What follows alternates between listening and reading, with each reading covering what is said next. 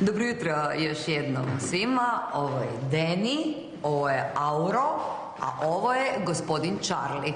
Pošto se ja previše ne razumijem u ovakve naprave, meni to izgleda kao nekakav autić, Auro će mi reći što je ovo?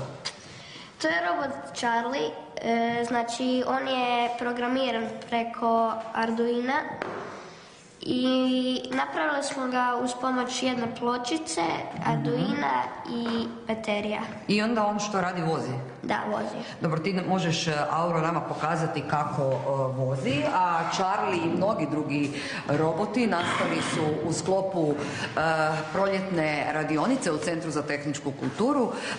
Dječica se evo ovdje okupljaju u školi i u radionicama. Što se događa konkretno na ovoj? Vidjeli smo da je nastao Charlie. Slušaju li Sanjine djeca? Slušaju, zainteresirani su i to je jako dobro.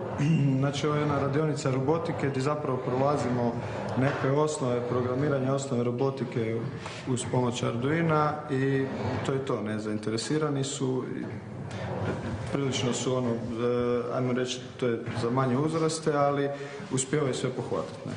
Mi vas nećemo previše ovdje ometati, nastavite vi raditi svoje robote. Ono što je bitno reći kako su ove radionice ovdje u Centru za tehničku kulturu besplatne, više tematskih radionica.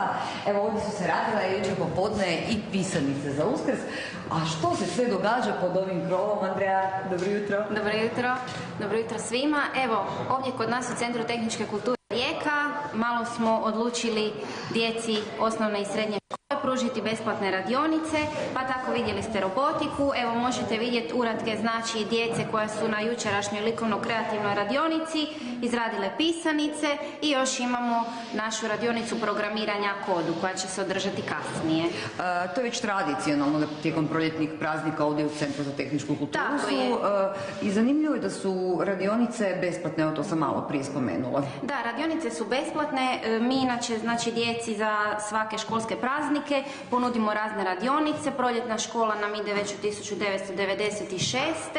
Sve to nam omogućava grad Rijeka, Primorsko-goranska županija, Ministarstvo socijalne politike i mladih i Nacionalna zaklada za razvoj civilnog društva.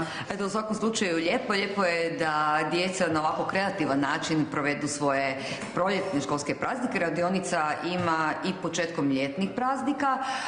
Bitno je samo na vrijeme se prijaviti. Mi idemo im dalje malo pomoći bojati ove pisanice.